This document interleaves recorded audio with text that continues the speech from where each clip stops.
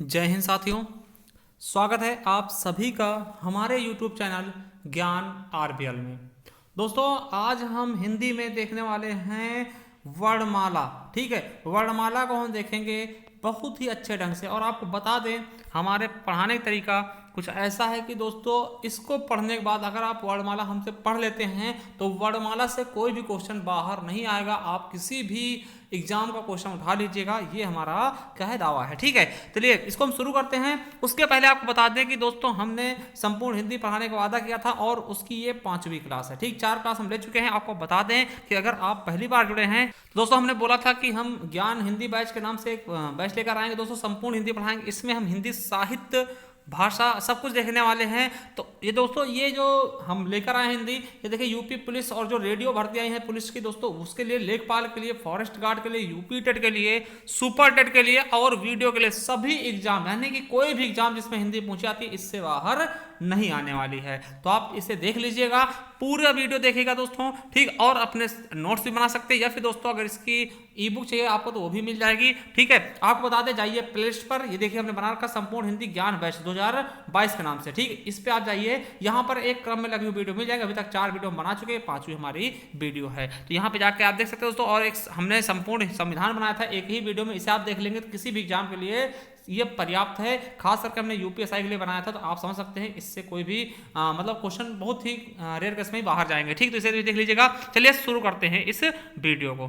तो दोस्तों, ये है संपूर्ण हिंदी ज्ञान बैच। ठीक, और ये 5वां वीडियो है। ठीक है, तो चलिए दोस्तों शुरू करते हैं। वर्णमाला देखते हैं, मगर उससे पहले थोड़ा सा हम जान के लेते हैं ग्रामर के बारे में, जिसको हम इंग्लिश में ग्रामर कहते हैं, हिंदी में व्याकरण कहते हैं। ठीक है, तो चलिए दोस्तों देखिए व्याकरण होता क्या है। तो आपको बता दें, व्याकरण शब्द संस्कृत के क्री धातु से बना। किससे दोस्तों? क्री धातु से बना है। ठीक है, ये क्वेश्चन भी आपका पूछा सकता है। अब देखिए, अगर हिंदी में इसे दोस्तों हम तोड़ते हैं तो किस प्रकार तोड़ेगा दोस्तों? टूटेगा वी प्लस आ प्लस करण, इसमें टूटेगा। ठीक है, और जिसका शाब्दिक अर्थ क्या होता है, व्याकरण का शाब्दिक अर्थ अगर हम बात करें क्या होता है, तो भली भांति समझना। किसी चीज को भली भांति समझ हम किस तरीके से पाते हैं दोस्तों? ग्रामर की वजह से, यानी कि व्याकरण की वजह से। ठीक है, आपको अगर परिभाषा की बात करते हैं, देखिए व्याकरण वह माध्यम है जो हमें किसी भाषा के शुद्ध उच्चारण, किसी भी चीज का हम उच्चारण निकाल पाए शुद्ध तरीके से, शुद्ध लेखन सही ढंग से लिख पाए, ठीक है, शुद्ध प्रयोग सही ढंग से उसका प्रयोग कर पाए, इन सब का ज्ञान हमें प्रदान कराता है कौन? व्याकरण। ठीक है, जैसे दोस्तों हमने महत्व लिखा। ठीक है, महत्व लिखा दोस्तों, तो किस या इस तरह से महत्व लिखते हैं, तो क्या ये सही दोस्तों? इसमें डबलता होते हैं, तो ये किसकी वजह से हम जान पाएंगे? ये व्याकरण की वजह से। ठीक है, अब देखिए अगर हम बात करते हैं व्याकरण के अंग दोस्तों, तो व्याकरण के 3 प्रमुख अंग होते हैं। कौन कौन से? वर्ण, शब्द और वाक्य। ठीक है, क्या होता है? वर्ण, शब्द और वाक्य। तो दोस्तों इसमें देखते हैं वर्ण क्या होता है। देखिए, सबसे छोटा अंग क्या होगा? वर्ण हो जाएगा। क्या दोस्तों? सबसे छोटा अंग क्या होगा? वर्ण हो जाएगा।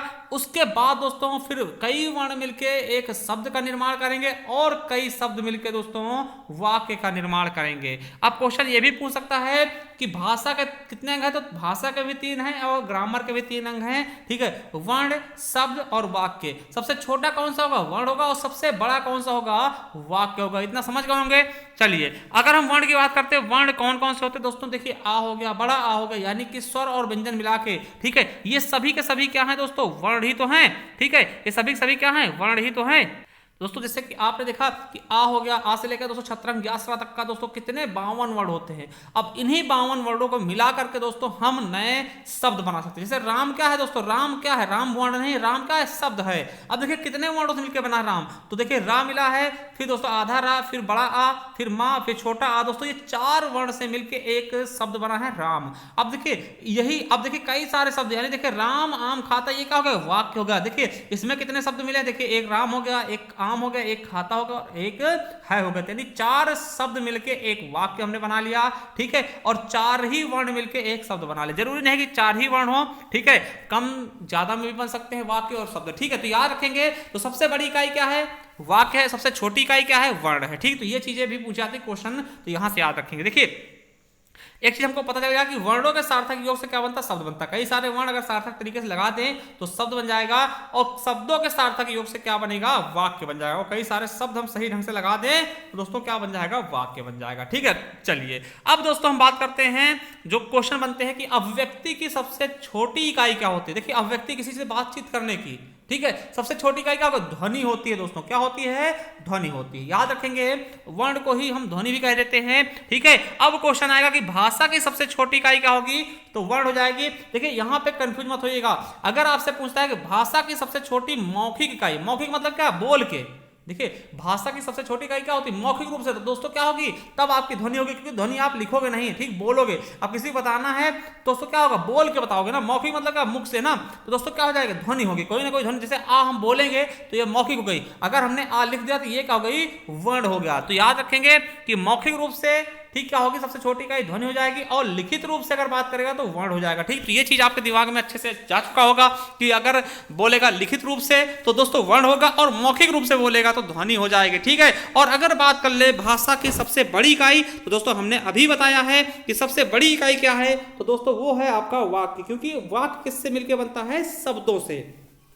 ठीक है, चलिए अब देखिए क्वेश्चन पूछेगा अर्थ के आधार पर भाषा सबसे छोटी इकाई। देखिए आपको पता है कि वर्ण का कोई अर्थ नहीं निकलेगा, अर्थ किसका निकलेगा दोस्तों, कोई शब्द होगा। ठीक है, कोई शब्द होगा, जैसे हमने कहा कमल, दोस्तों कमल का अर्थ निकल सकता है भैया ये फूल है, ठीक है, तालाब में खिलता है, तो इस तरीके से मतलब, और आ का कोई अर्थ निकलेगा, नहीं निकलेगा। तो सबसे छोटी इकाई क्या होगी, अगर उसका हम अर्थ निकालना चाहे तो वो शब्द ही होगा, इससे छोटा कुछ भी नहीं होगा।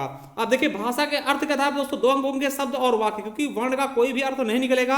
और देखिए भाव या भावार्थ के आधार पर सबसे छोटी इकाई आपकी वाक्य होगी, क्योंकि दोस्तों शब्द का कोई भावार्थ नहीं होता, एक पूरा सेंटेंस होगा उसी का भावार्थ निकलेगा, एक पूरे वाक्य का ही भावार्थ निकाला जा सकता है, ये भी आपको पता होना चाहिए। तो ये चीज आप सीख गए हैं बेसिक। अब देखते हैं वर्णमाला। ठीक है, वर्णमाला, देखिए माला आप जानते क्या होती है, जिसमें बहुत सारी मूंगे फिरो के दोस्तों तैयार किया था, उसे हम क्या बोलते हैं, माला। ठीक है, उसी प्रकार अगर वर्ण लग गया दोस्तों तो वर्णों को एक तरह से फिरो देना, एक तरह से समूह में बांध देना, वही क्या होता है, वर्णमाला कहलाता है। क्या दोस्तों, वही वर्णमाला कहलाता है। तो दोस्तों वर्णमाला समझ गए होंगे कि अब देखिए वही वर्णमाला कहता है, यानी कि वर्णों के व्यवस्थित समूह को हम क्या कह सकते हैं दोस्तों, वर्णमाला कह सकते हैं। मतलब एक क्रम से लगाना, जैसे आपको पता है कि का के बाद दोस्तों खा था तो खा ही आना चाहिए, नहीं तो वर्णमाला नहीं होगा। अगर हम का के बाद चा लिख देते हैं या छा लिख देते हैं का के बाद, तो दोस्तों ये वर्णमाला गलत कहलाएगा। मतलब एक क्रम से, जिस क्रम से जो बंधा हुआ है उसी क्रम से उसको लगाना ही वर्णमाला कहलाता है। देखिए वर्णों के समुदाय को वर्णमाला कहते हैं, क्वेश्चन आ चुका है, यूपी पुलिस में पूछा गया था कि वर्णों के समुदाय क्या कहते हैं, तो वर्णों के समुदाय को हम क्या बोल देंगे दोस्तों, वर्णमाला ही बोल देंगे। ठीक है, अब देखिए हिंदी में टोटल कितनी ध्वनियां हैं, तो हिंदी में टोटल 52 मानक ध्वनियां हैं। ठीक है, जिन्हें हम वर्ण कहते हैं, ये चीज याद रखेंगे। और अगर हम वर्णमाला की परिभाषा देखना चाहें दोस्तों, इन्हीं जो 52 वर्ण है ना, इनको व्यवस्थित समूह से लगा देना ही क्या कहलाता है, वर्णमाला कहलाता है। तो याद रखेंगे बहुत ही अच्छे तरीके से। ठीक है, अब देखिए वर्ण की अगर हम परिभाषा बताना चाहें तो कह सकते हैं वर्ण क्या होता है, तो उस मूल ध्वनि को वर्ण कहते हैं जिसके खंड ना हो सके। दोस्तों वर्ण एक ऐसा शब्द होता है जिसको आप तोड़ ही नहीं सकते। अब देखिए अब छोटा आ क्या है, एक वर्ण है, अब इसको आप तोड़ सकते हैं भैया, बिल्कुल नहीं तोड़ पाएंगे। इसको कैसे तोड़ेंगे बताइए, अब इसको क्या तोड़ेंगे। ठीक है, इसीलिए कहा गया सबसे छोटी इकाई क्या है, वर्ण है। ठीक है, तो वर्ण को दोस्तों हम तोड़ नहीं सकते, उसका खंड नहीं कर सकते। और दोस्तों वर्ण को ही अक्षर भी कह देते हैं। अक्षर मतलब क्या होता है, आ मतलब नहीं, क्षर मतलब क्षरण, जिसका क्षरण ना हो, मतलब जो जिसका ह्रास ही ना हो, वही क्या होता है, अक्षर होता है। आपको बता दें ये भी क्वेश्चन कई बार पूछा गया, हिंदी में कुल वर्णों की संख्या कितनी है, 52 याद रखेंगे, क्वेश्चन बन चुका है कई बार। और दोस्तों हिंदी में कुल वर्ण लिपियां कितनी है, चाहे लिपि पूछे चाहे वर्ण पूछे, वो भी 52 ही होगा। ठीक है, और आपको बता दें कि वर्ण के भेद कितने, देखिए भेद पूछेगा तो 2 बताना, याद रखना, वर्ण के भेद पूछेगा, प्रकार पूछेगा तो आपको 2 बताने। अगर वर्ण के क्या पूछेगा, संख्या पूछ ले दोस्तों, तो वर्णों की संख्या पूछ ले, तब आपको क्या बताना है आंसर, 52। संख्या पूछेगा 52, भेद पूछेगा तो कितने, केवल और केवल 2। कौन कौन से भेद हैं, तो याद रखेंगे स्वर और व्यंजन। दोस्तों ये देखिए क्वेश्चन आपके यूपी SSC वीडियो में पूछा गया, जिसका अब एग्जाम होगा दोस्तों। ठीक है, क्या पूछा गया था, हिंदी में ध्वनियां कितने प्रकार की होती है दोस्तों, ध्वनियां के कितने प्रकार हैं, तो 2 प्रकार है। कौन कौन से हैं, स्वर और व्यंजन। आपको पता है टोटल 52 वर्ण हैं। अब इनको हम डिफाइन करते हैं दोस्तों 2 भागों में बांट के, स्वर और व्यंजन में। तो स्वरों की संख्या कितनी है, 11। अब देखिए स्वर को हम मूलतः दोस्तों 3 भागों में बांटते हैं, ह्रस्व स्वर, ठीक है, जिनकी संख्या दोस्तों 4 होती है। और यही क्वेश्चन आपके पुलिस से पूछा गया था कि ह्रस्व स्वरों की संख्या कितनी है, 4 है। छोटा आ, छोटी ई, छोटा ऊ और री से ऋषि, तो ई आ ई ऊ री दोस्तों ये क्या है ह्रस्व स्वर। और इसके अलावा जो बचते हैं दोस्तों दीर्घ स्वर हो जाते हैं, और तीसरा आपका प्लुत स्वर। वहीं दोस्तों बात करते हैं व्यंजन की, तो व्यंजन की संख्या कितनी है 33 है। स्पर्श व्यंजन, ठीक है, अंतस्थ व्यंजन और उस व्यंजन। स्पर्श 25 है, अंतस्थ दोस्तों 4 है, उसमें कितने हैं 4 है दोस्तों। आपको पता है का से लेकर के मा तक दोस्तों जो भी होते हैं स्पर्शी होते हैं, ठीक है। और अंतस्थ क्या होता है दोस्तों यारा लावा, क्या दोस्तों यारा लावा दोस्तों 4 होते हैं। और सासा साहा दोस्तों ये क्या होते हैं आपके दोस्तों क्या होते हैं उष्म व्यंजन, क्या होते हैं उष्म व्यंजन। तो ये आप बेसिक पढ़ लीजिएगा, अभी इसके बारे में हम डीपली में देखने वाले हैं। तो चलिए अब देखते हैं हम स्वर के बारे में। क्या स्वर के बारे में देखिए, स्वर होता क्या, देखिए यूपीएसआई में इसकी परिभाषा पूछी गई तो आपको बता दें, जो स्वतंत्र रूप से बोले जाने वाले वर्ण होते हैं उन्हें ही हम क्या कहते हैं स्वर कहते हैं। अब देखिए स्वतंत्र रूप से कैसे, अब समझिए। देखिए स्वर होते स्वतंत्र, इनको हमें बोलने के लिए किसी का आवश्यकता नहीं पड़ती। जैसे हमें बोलना है आ, अब आ दोस्तों आप सिंपल बोल देंगे। अब देखिए किन में फिर मतलब कि देखिए एक दिमाग में आ रहा होगा आपके कि भैया किसको बोलने के लिए हमें किसी आवश्यकता पड़ती है, भैया व्यंजन को। देखिए स्वर स्वतंत्र रूप से बोलते हैं, मगर दोस्तों व्यंजन हम बोलेंगे ना। अब देख लिए का, जैसे है का क्या है व्यंजन है, तो का दोस्तों बोलिएगा, का में आ की मात्रा छुपी होती है, इसीलिए कहते हैं कि देखिए अगर व्यंजन की परिभाषा बोलेंगे तो व्यंजन क्या होता है जो स्वरों की सहायता से बोले जाते हैं। देखिए बिना स्वर के बिना आ के हमें का नहीं बोल सकते दोस्तों ना, उसमें आ होगा।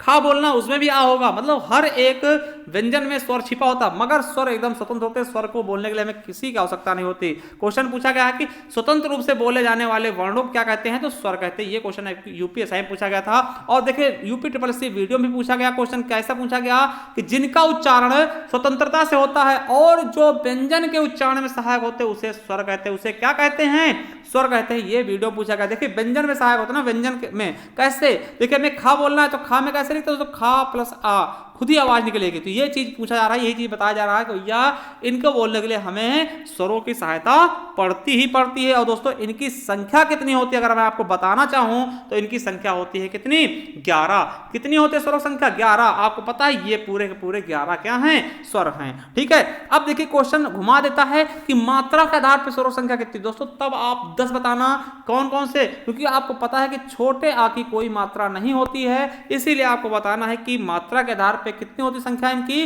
तो दोस्तों 10 बताना, ठीक है।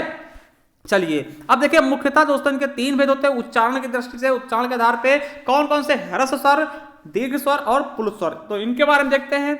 ये क्या होते हैं आपको पता दोस्तों, ह्रस्व मतलब क्या छोटा। देखिए जिन स्वरों के उच्चारण में हमें कम समय लगे, जैसे आ बोल दिया, चलिए एकदम आसान से। अगर दोस्तों हम आ बोलेंगे बड़ा आ तो इसमें ज्यादा समय लगा, तो ये देखिए बड़ा आ ह्रस्व नहीं होगा ना, जिसमें कम समय लगे। कम कौन कौन से लगते हैं दोस्तों, देखिए और देखिए जैसे होगा दोस्तों छोटा आ, छोटी ई, छोटा ऊ, री, आ ई ऊ री, एकदम कम समय लगेगा आ ई ऊ री, है ना। अगर हम बड़ा आ बोलेंगे आ तो उसमें समय ज्यादा लगेगा, इसीलिए दोस्तों इनको हम ह्रस्व स्वर बोलते हैं। और ये क्वेश्चन आपके यूपी पुलिस में पूछा गया था कि ह्रस्व स्वरों की संख्या कितनी है, 4 है। और आपको एक चीज याद रखना है कि ह्रस्व स्वर को ही हम लघु स्वर भी कहते हैं, छोटा स्वर भी कहते हैं, एक मात्रिक स्वर भी कहते हैं और मूल स्वर भी कहते हैं, क्योंकि दोस्तों इन्हीं से सारे स्वर मिलकर बनते हैं, ठीक है। अब दोस्तों दीर्घ स्वर, अब देखिए दीर्घ स्वर क्या होते हैं। दीर्घ स्वरों का उच्चारण करते समय दोस्तों ह्रस्व से थोड़ा ज्यादा समय लगेगा। जैसे हम आ बोलते थे, अब आ बोलेंगे बड़ा आ में दोस्तों ज्यादा समय लगेगा, ठीक है। मतलब कि जहां जिस स्वर में ह्रस्व स्वर से ज्यादा समय लगे वहां उसे हम क्या बोलते हैं दीर्घ स्वर कहते हैं। और दोस्तों दीर्घ स्वर को हम क्या क्या बोलते हैं, देखिए दोस्तों इन्हें गुरु स्वर, बड़ा स्वर, द्विमात्रिक स्वर या फिर संधि स्वर भी कहते हैं। इनकी परिभाषा हम आगे भी देखेंगे, ठीक है। और इनकी संख्या कितनी है 7 है। कितनी है 7 है। बड़ा आ, बड़ी ई, बड़ा ऊ, ए ओ औ। दोस्तों कितने हो गए ये 7 हो गए, ठीक है। तो याद रखेंगे। एक क्वेश्चन और आपके एग्जाम में बनता है जो कि बहुत ही कम बच्चों को पता होता है दोस्तों, मूल दीर्घ स्वर। क्या मूल दीर्घ स्वरों की संख्या कितनी है दोस्तों, तो 3 होती है। कौन से होते हैं मूल, देखिए जो सेम से बने हों। अब देखिए जैसे बड़ा आ, बड़ी ई, बड़ा ऊ, ये 3 है मूल दीर्घ स्वर। ये आ और आ मिलके बड़ा आ बन गया, ई और ई मिलके बड़ी ई, ऊ और ऊ मिलके बड़ा ऊ, मतलब समान स्वरों से मिलके बनते हैं, उन्हें हम मूल दीर्घ स्वर कह देते हैं। तो यही क्वेश्चन पूछा गया था। देखिए यूपी ट्रिपल एससी वीडियो में देखिए क्वेश्चन क्या है आप देख सकते हैं। क्या है निम्नलिखित में से कौन सा मूल दीर्घ स्वर नहीं है, पूछा है कौन सा मूल दीर्घ स्वर नहीं है। दोस्तों वीडियो में पूछा है क्वेश्चन कौन सा नहीं है, तो देखिए बड़ा आ है भैया, क्योंकि आ और आ समान स्वर से मिलकर बनेगा तो है। बड़ी ई और ई मिलके ये भी हो जाएगा। बड़ा ऊ और ऊ मिलकर हो जाएगा। मगर दोस्तों आ और ऊ मिलके ओ बनता है, इसीलिए ये नहीं होगा, तो हमारा सही ऑप्शन डी हो जाता, ठीक है। और दोस्तों प्लुत स्वर क्या होता है, पुरुष स्वर, देखिए पुरुष स्वर आपको बता दें कि जिनमें दोस्तों द्विमात्रिक से भी ज्यादा समय लगेगा, यानी कि जिनके स्वरों को उच्चारण में हमें तिगुना समय लगता है उन्हें हम पुरुष स्वर कहते हैं, इन्हें हम त्रिमात्रिक स्वर भी कहते हैं। आपको बता दें इनका प्रयोग दोस्तों हिंदी में नहीं होता लिखने में, मगर दोस्तों आपको पता है इनका प्रयोग संस्कृत में होता है ज्यादातर, ठीक है। और इनका प्रयोग दोस्तों मंत्र जाप करने में या फिर दूर को पुकारने में लगता है, जैसे ओम करके करते नहीं दोस्तों, ओम बड़ी देर तक आवाज निकलती है, इसमें दोस्तों इसको इस तरह से लिखते रहते हैं ना, जैसे राम को पढ़ते हैं ना राम, तो इस तरह दोस्तों ऐसे कर देते हैं ना, ये दोस्तों होते हैं पुरुष स्वर, ठीक है। बाकी दोस्तों ये ज्यादा इंपॉर्टेंट नहीं है। और आपको बता दोस्तों संयुक्त स्वर, यहां से क्वेश्चन आपके बन जाते हैं, ठीक है। देखिए संयुक्त स्वर क्या होते हैं, जिन स्वरों की रचना दो अलग अलग स्वरों से मिलने से होती है दोस्तों, उनको संयुक्त स्वर कहते हैं। ऐसा नहीं दोस्तों सेम स्वर से मिला दो कि भैया आ और आ मिल गया तो संयुक्त स्वर होगा, नहीं भैया सेम स्वर मिलेंगे। अब देखिए आ और आ मिलकर बड़ा आ बन गया तो ये संयुक्त स्वर नहीं होगा, ठीक है। अलग अलग स्वरों से मिलकर बने, जैसे कि दोस्तों ए कौन कौन से होते हैं, ए ओ और औ। देखिए क्यों, क्योंकि ए किससे मिलकर बनेगा दोस्तों, आ और ई से। देखिए ये भी अलग स्वर है, ये भी अलग स्वर, तो ए हो गया। आई किससे मिलकर बनेगा, तो आ प्लस ए से, ठीक है, ये भी हो जाएगा। और दोस्तों ओ किससे मिलकर बनेगा, तो दोस्तों आ प्लस ऊ से, ठीक है। और दोस्तों ये किससे ओ किससे मिलेगा बनेगा, तो आ प्लस ओ से औ बन जाएगा। दोस्तों देख सकते हैं। तो दोस्तों अब देखिए इनका उच्चारण स्थान भी याद कर लेंगे यहीं से दोस्तों। ए किससे मिलकर आ प्लस ई से, आ देखिए आ का होता है कंठ होता है, और ई कहां बोला था, तालु से दोस्तों, इसीलिए इसको कंठ तालव बोलते हैं, ठीक है। तो ए हो जाएगा आ और ए से मिलके, ओ हो जाएगा दोस्तों आ और ऊ से मिलके, और औ हो जाएगा दोस्तों आ और ओ। देखिए ओ किससे बोलते हैं, ओ किससे बोलते हैं, तो इनको कंठोष्ठ बोलते हैं। क्यों, क्योंकि दोस्तों देखिए आ से मिलकर बनेगा, आ क्या होता है कंठ होता है, ऊ क्या होता है ओष्ठ होता है, इसीलिए इसको कंठोष्ठ कह देते हैं, ठीक है। चलिए अब दोस्तों अगले होते हैं आगत स्वर। देखिए आगत स्वर क्या होते हैं, इन स्वरों को विदेशी स्वर या मेहमान स्वर भी कहते हैं, क्योंकि दोस्तों ये बाहर से आए होते हैं ना, कोई बाहर से आएगा उसको मेहमान ही तो बोलते हैं, ठीक है। आगत मतलब आना, या फिर मेहमान मतलब वो भी आना ही होता है। दोस्तों कौन से होते हैं, तो आपको बता दें ये वाला आप देखे होंगे और ये वाला, ठीक है, जिसको क्या बोलते हैं अर्धचंद्र बिंदु, और इसको चंद्र बिंदु बोलते हैं। दोस्तों ये क्या है, ये आगत स्वर हैं। जैसे दोस्तों कॉलेज में क्या लगता है, ये वाला लगता है ना, डॉक्टर में ये वाला, ठीक। और दोस्तों ये वाले कहाँ लगता है, आंख हो गया, चांद हो गया। दोस्तों आपको बता दें कि जिनमें दोस्तों ये वाला लगता है, चंद्र बिंदु लगता है, वो दोस्तों तद्भव शब्द हो जाते हैं, यानी हिंदी के शब्द हो जाते हैं, ठीक है। ये भी याद रख लेंगे, ठीक है, तत्सम तद्भव पहचानने में आपको परेशानी नहीं होगी। अब दोस्तों एक चीज और आप दिमाग बैठा लेना कि वर्णमाला का एकमात्र वर्ण दोस्तों अंग्रेजी भाषा का है, वो कौन सा है, ये वाला, ठीक। तो ये दोस्तों अंग्रेजी भाषा का शब्द है, ठीक, अंग्रेजी भाषा का स्वर है, ठीक है, तो याद रख लेंगे। चलिए अब दोस्तों हम देखते हैं इनको जाति के आधार पर विभाजित करते हैं, स्वरों को हम विभाजन करते हैं मतलब जाति के आधार पे। तो देखिए जाति के आधार पे दो तरीके होंगे, कितने, दो तरीके दोस्तों, समान जाति के जिनको हम सजाती बोलेंगे, और दूसरी जाति जिनको हम विजाति स्वर बोल देंगे। देखिए सजाती स्वर क्या होते हैं, समान जाति होने के कारण इनको सजाती स्वर बोलते हैं। जैसे दोस्तों देखिए आ मिल है ना, ई और ऊ, देखिए तीन ये होते छह है ना दोस्तों, जोड़े में पाए जाएंगे आ बड़ा आ, ई बड़ी ई, ऊ बड़ा ऊ, क्योंकि इन्हीं से मिलकर बनते। देखिए आ से मिलकर बड़ा आ बनेगा, ई से मिलकर बड़ी ई, ऊ मिल से बड़ा ऊ। और दोस्तों विजाति का होंगे जो असमान जाति होने के कारण इनको विजाति बोलते हैं, जैसे ए ओ और री, दोस्तों ये विजाति हो जाएंगे। तो याद रख लेंगे बिल्कुल अच्छे, सजाती विजाति ज्यादा कठिन नहीं है। चलिए अब उत्पत्ति के आधार पर देखते हैं दोस्तों। तो उत्पत्ति के आधार पर इन्हें हम दो भागों में बांटते हैं, कौन कौन से, मूल स्वर और दोस्तों संधि स्वर, ठीक है। मूल स्वर, अब मूल क्या होता है दोस्तों, देखिए मूल स्वर क्या होता है, जिनका दोस्तों इन्हीं से सारे स्वर निकले। देखिए इनकी उत्पत्ति अन्य स्वरों से नहीं होती, मतलब ये खुद से दोस्तों उत्पन्न हुए हैं, इनका दोस्तों अन्य स्वर से मतलब मिलके किसी ने बने, इसलिए इनको मूल स्वर कहते हैं, ठीक है। क्योंकि इन्हीं से दोस्तों सारे स्वर निकल जाते बन जाते हैं। जैसे देखिए इनकी संख्या कितनी है, चार, कौन कौन से हैं, आ ई उ री, ठीक है। अब देखिए क्यों, देखिए अब देखिए आप सोचेंगे दोस्तों कि बड़ा आ क्यों नहीं लिखा, तो बड़ा आ देखिए इन्हीं से बन जाएगा, बड़ा आ किससे मिलेगा, आ और आ मिलके बड़ा आ बन जाएगा। और दोस्तों बड़ी ई किससे मिलेगा, ई और ई मिलके बड़ी ई, ऊ और ऊ मिलके बड़ा ऊ निकल आएगा। और देखिए अब सोच रहे होंगे दोस्तों ए आए, तो दोस्तों आपको बता दें ए किससे मिलकर बनेगा, आ और इसी में से ई मिला लेंगे तो ए बन जाएगा। ओ किससे मिलेगा, आ और ऊ मिलकर, तो इसी तरह मतलब इन्हीं से सारे स्वर बनते हैं, इसीलिए इसको मूल स्वर कहते हैं। इनकी उत्पत्ति से के कारण दोस्तों दूसरे की उत्पत्ति हो पाती है, ठीक है, इसलिए इनको मूल स्वर कहते हैं। संधि स्वर किसको कहते हैं दोस्तों, तो आपको बता दें इनकी उत्पत्ति मूल स्वरों के संयोग से होती है, और इनका प्रयोग हम संधियों में देखने को मिलता है दोस्तों, इसीलिए इनको संधि स्वर भी कहते हैं। इनकी संख्या दोस्तों 7 है, आपको पता, उनको छोड़ के दोस्तों सभी के सभी इसी में आएंगे, बड़ा आ, बड़ी ई, बड़ा ऊ, ए ओ। देखिए आपको पता है, देखिए ये बड़ा आ मिलेगा आपको दीर्घ संधि में, आ प्लस आ मिलके बड़ा आ, इसलिए इनको संधि स्वर कहते हैं दोस्तों। ये बड़ी ई भी दीर्घ संधि में और बड़ा ऊ भी दीर्घ संधि में आपको मिल जाएगा। ई मिलके बड़ी ई, ऊ मिलके बड़ा ऊ, और देखिए ए मिल जाएगा आपको दोस्तों, आ ई मिलके ए गुण संधि में मिलेगा, और दोस्तों ए मिलेगा आ और ए मिलके ए वृद्धि संधि में, और दोस्तों ओ मिलेगा आ और ऊ मिलके गुण संधि में दोस्तों, है ना, और दोस्तों औ मिलेगा आ और ओ मिलके औ दोस्तों वृद्धि संधि में। इसीलिए इनको संधि स्वर बोलते हैं, क्योंकि दोस्तों ये संधियों में भी इनका प्रयोग होता है दोस्तों। इन 7 स्वरों का प्रयोग संधि में होता है, इसलिए इनको संधि स्वर भी कहा जाता है। चलिए आगे देखते हैं जीभ के आधार पर। दोस्तों आपको पता है जीभ, ठीक है, जीभ कैसे दोस्तों, ये जीभ हो गई आपकी, ठीक है, ये जीभ हो गई। अब देखिए इसको हम 3 हिस्सों में बांट लें। ये हो गया दोस्तों अग्र वाला भाग, मतलब आगे वाला हिस्सा जो बाहर निकल जाती है, ठीक, दांतों से बाहर निकलती है, और ये बीच वाला हिस्सा है, बीच वाला हिस्सा हो गया, और ये सबसे लास्ट वाला जिसको हम देख भी नहीं पाते, ठीक, पश्च वाला। अब देखिए हम जब कोई वर्ण बोलते हैं तो उसको 3 आधार पे बोलते हैं, जीव के आधार पे ना। पूछेगा जीव के आधार पे कितने भागों में बांटते हैं स्वरों को, तो आप बताएं 3। कौन कौन से? अग्र स्वर, मध्य स्वर और पश्च स्वर। मतलब आगे वाले हिस्से दोस्तों जो बोला जाएगा यहां से जो होगा वो अग्र स्वर होगा, बीच वाले हिस्से जो बोला जाएगा वो मध्य होगा, और बाहर अंदर वाले हिस्से दोस्तों उसको पश्च स्वर बोलते हैं, ठीक है, याद रखेंगे। अब देखिए एक चीज आपको बताते हैं दोस्तों, मध्य से क्या बोलते हैं? छोटा आ केवल, याद रखेंगे। देखिए याद करने के लिए बता रहे हैं कि छोटा आ केवल याद रख लेंगे दोस्तों, बाकी सब याद हो जाए। क्यों? छोटा आ केवल मध्य से बोला जाएगा दोस्तों। अब देखिए दो छोटा आ केवल याद रखेंगे, बीच से बोला जाएगा छोटा आ। बाकी दोस्तों आपको बताते हैं कि तीसरा नंबर यानी पश्च स्वर किससे बोले जाएंगे दोस्तों? जो भी 3 से बन जाए, मतलब गणित के 3 से जो भी अक्षर बन जाए दोस्तों, आ को छोड़ के छोटे आ को, छोटा आ मध्य वाला हो जाएगा ना, बाकी सभी दोस्तों पश्च स्वर हो जाते हैं, ठीक है। देखिए आ बड़ा आ बन जाएगा 3 से, ये देखिए 3 लिखा, इससे बड़ा आ बन गया। ऊ भी बन जाएगा 3 से, ऊ बन गया, बड़ा ऊ बन गया 3 से। ओ भी बन जाएगा 3 अंग्रेजी के 3 अक्षर, सॉरी गणित के 3 अक्षर से, ठीक। औ भी बन जाएगा 3 से ही, और ये बन जाएगा। तो दोस्तों जो भी 3 से बन जाए, ठीक है, वो पश्च स्वर हो जाएंगे, बाकी सभी अग्र स्वर में डाल देना। तो याद रख लेंगे, बहुत अच्छी ट्रिक है, ठीक है। मध्य स्वर में केवल आ जाएगा, और बाकी जो 3 से बन जाए, 3 से बन जाए दोस्तों, ठीक है, गणित के 3 से जो भी वर्ण बन जाए दोस्तों वो आपके पश्च स्वर हो जाएंगे। बाकी दोस्तों जो बचेंगे ई, बड़ी ई, ए, आई, री दोस्तों वो अग्र स्वर हो जाएंगे, ठीक है। चलिए आगे देखते हैं दोस्तों होस्ट के आधार पे। होस्ट क्या होता है दोस्तों? देखिए होंठ, देखिए होंठ के आधार पे 2 भागों में बांटते हैं। कौन कौन से? वृत्तमुखी। वृत्त कैसा होता है दोस्तों? गोल, यानी कि अगर कोई वर्ण हम बोले दोस्तों तो हमारा जो होंठ है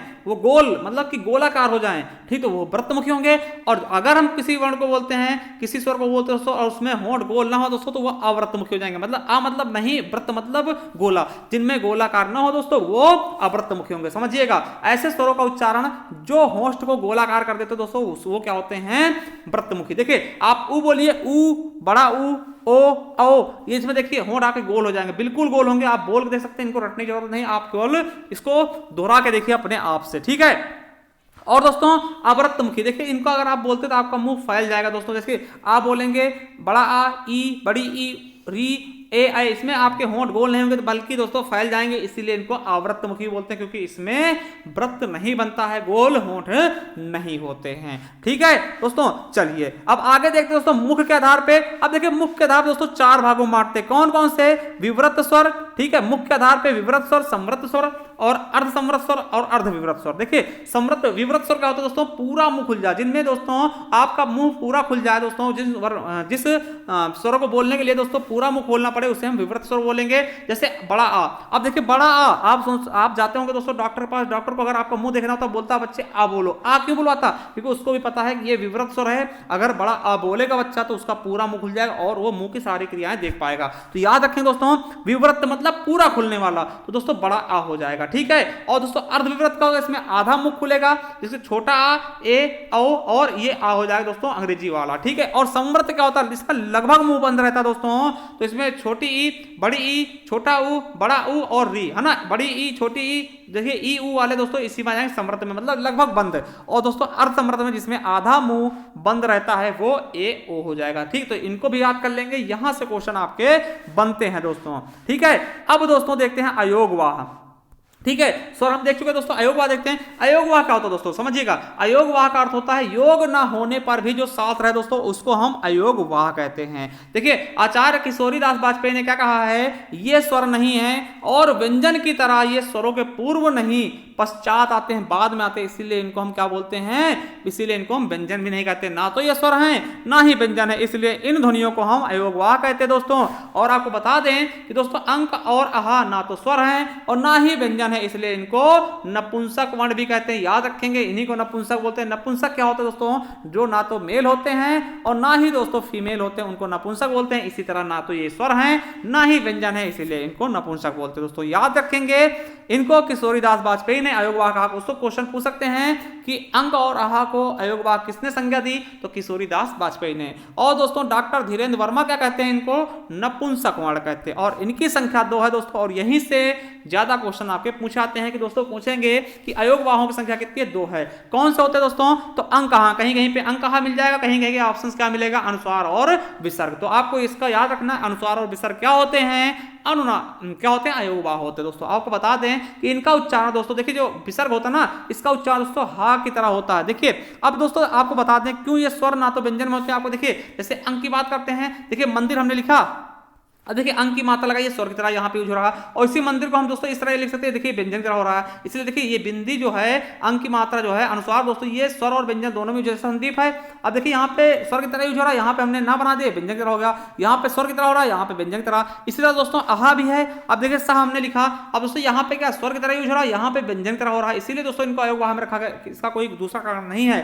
दुख दोस्तों ऐसे भी लिख सकते हैं, ऐसे भी, यहाँ स्वर की तरह हो जाए, यहाँ पे व्यंजन की तरह। ठीक है, चलिए अब दोस्तों एक बार हम अक्षर देख लेते हैं, अक्षर क्या होते हैं। तो दोस्तों अक्षर देखिए होते वही है, मगर इनका थोड़ा उच्चारण समझ लीजिएगा, कभी कभार पूछे जा सकते हैं। दोस्तों अक्षर होते हैं जिनका क्षरण न हो। अक्षर 2 प्रकार के होते हैं, मेनली 2 प्रकार के होते हैं, बद्धाक्षर और मुक्ताक्षर। समझिएगा, बद्धाक्षर क्या होते हैं, जिनका अंतिम ध्वनि क्या हो, व्यंजन हो दोस्तों। मतलब जिनका अंतिम ध्वनि व्यंजन, मतलब जिनमें लास्ट में कोई मात्रा हो, या फिर हम अगर सिंपल भाषा को समझाना चाहें कि जिनके लास्ट शब्द में दोस्तों हलंत लगा हो, यानी जो स्वर रहित हो, वो क्या होते हैं, बद्धाक्षर। देखिए जैसे अर्थात में देखिए, यहाँ पे ताक में आ की मात्रा हटा के दोस्तों हलंत लगा दिया, इसका मतलब इसमें कोई भी स्वर रहित है। इस देखिए श्रीमान में हलंत लगा, भगवत जिसमें हलंत लगा वो मिल जाएगा लास्ट में, वो बद्धाक्षर होगा। और मुक्ताक्षर क्या होता है, जिनमें दोस्तों जिनका अंतिम वर्ण क्या हो, अंतिम ध्वनि क्या हो, स्वर हो, उन्हें मुक्ताक्षर बोलेंगे। जैसे रखना हो गया, दानी हो गया, महात्मा हो गया, आम हो गया, यानी जिसमें आप कह सकते हैं हलंत ना लगा हो, वो मुक्ताक्षर हो जाएगा। ठीक है, समझ गए होंगे बिल्कुल अच्छे से। चलिए कुछ चीजें और आपको समझा दें